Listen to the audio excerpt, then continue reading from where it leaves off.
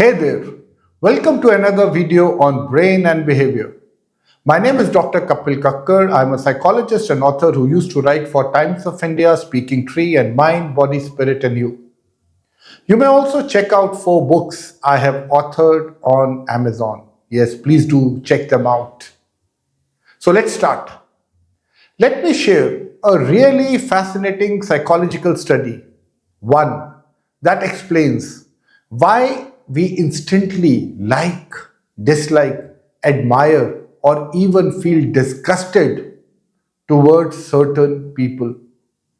Researchers found that we subconsciously judge people along just 2 dimensions. Yes, you heard it right, 2 dimensions, which are warmth and competence.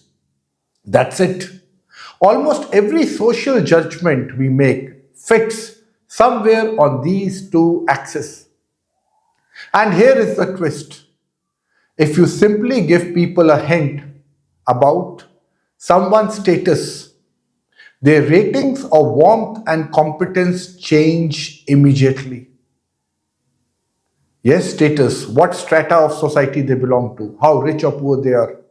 When you map these 2 axes together, you get 4 emotional reactions.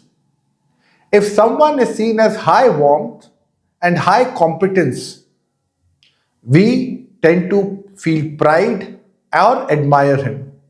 If they are competent but not warmth, that tends to trigger envy. If someone feels warm but not very competent, we respond with pity. And if a person is seen as low on both warmth and competence, the reaction is straight up disgust. Now, this isn't just theory. Scientists actually put people in brain scanners and showed them photos of individuals from these categories. When people looked at those with low warmth, low competence category, the ones we feel disgust towards, the brain lit up in the amygdala and insula, the areas tied to the fear and revulsion. What didn't activate was just as important. The ventromedial prefrontal cortex, the part of the brain that helps us emotionally reason and humanize others. In simple terms, when we feel disgust, the brain stops engaging its rational empathy system. But when people viewed individuals who inspired pity or envy, the rational emotional center did activate.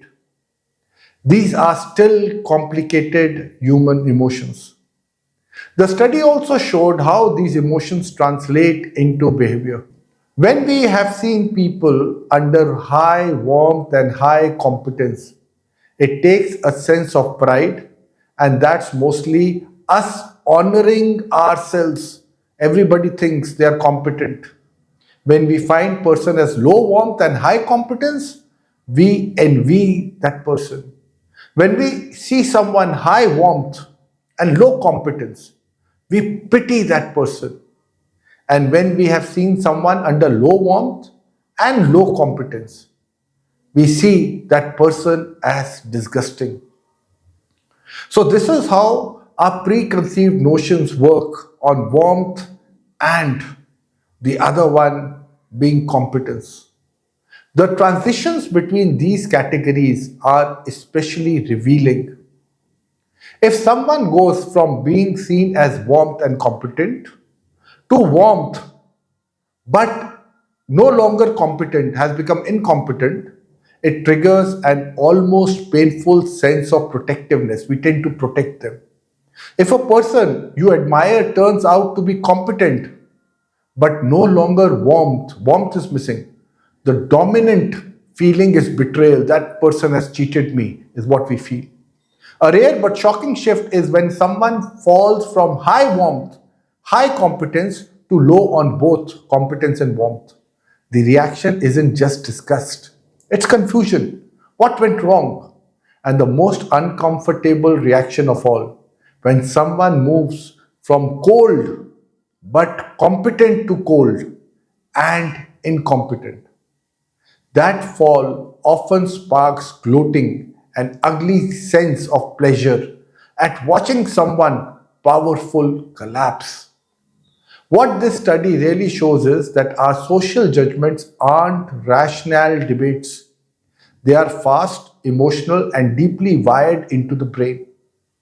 Warmth and competence quietly decides who we help, who we admire, who we exclude, and who we attack.